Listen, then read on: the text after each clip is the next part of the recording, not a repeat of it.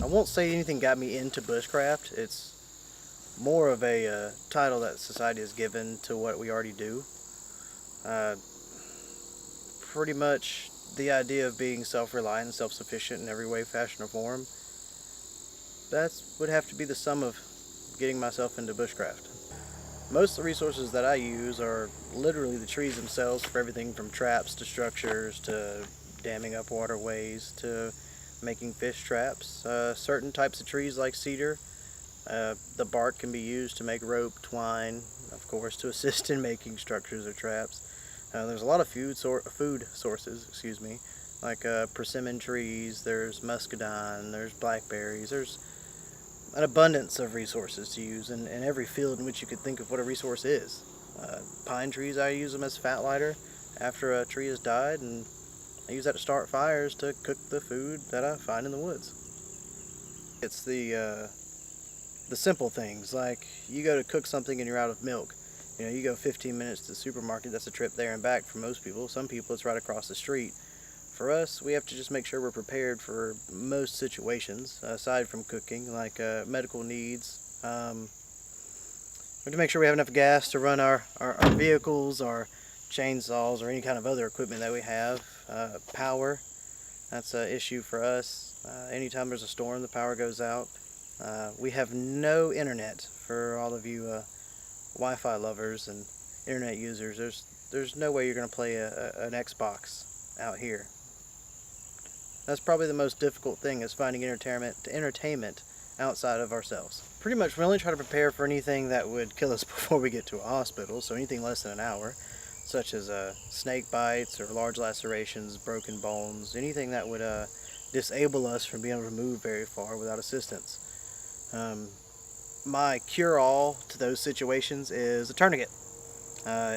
Usually I always have a belt on or have a tourniquet in the truck. I also have a multi-level suture kit for basic CPR and things like that for when I have guests out. I guess that pretty much covers it. Basic illnesses and things like that, we can always go see a doctor. It's nothing to drive an hour away to visit somebody to take care of anything that's not an emergency. I think our definitions of funds are probably different. When I was younger, fun would be going out and going to the bars or going downtown, socializing with people. Now I look for more of a self-gratification in the work that I've completed. So fun may not be the proper term for it, but what fills my day and makes me sleep a little bit easier is knowing that I've completed a task that's going to help me tomorrow. I do thoroughly enjoy fishing. That can be considered fun. But when I fish, my goal is to catch food.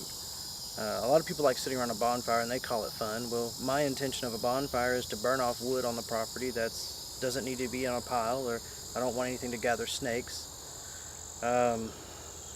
When I ride around in my truck and play loud music, my goal is to let everyone know, or neighboring farmers or anyone who possibly be poaching, hey, there's somebody here. Those are just some examples that what most people would call fun, to me, actually has a purpose. I do enjoy doing it, don't get me wrong, but the fact is I have to do it every day. We've got a small farm that allows us to not have to buy groceries. We carry everything from sweet corn to zucchini. I mean, there's watermelons, cantaloupes, turnip greens, collards, okra. I mean, you name it, it's probably in the garden. We also hunt during seasons. Like we do abide by the laws on that. We only hunt during open season. We use rifles, but we hunt deer. Other than that, we have pigs on the farm here that we raise, breed, and harvest. Chickens as well. We raise them. We incubate eggs, breed them, of course. Gather the eggs to make food and sell for extra money.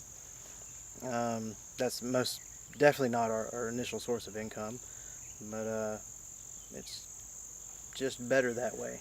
We enjoy our food and we get a gratification knowing that I spent a few years building and working towards a nice plate on the table. Puts a whole new meaning from for farm to table. You mentioned poachers earlier and other dangers. Yeah, I know there's other dangers like rattlesnakes and things like that. What do you do to prepare for that? Well, There's nothing like a sidearm. I mean, that's the given there. Uh, for snakes, everything from actually cats. I was about to say mothballs, but to let you know, we stopped using mothballs about 6, 7 months ago.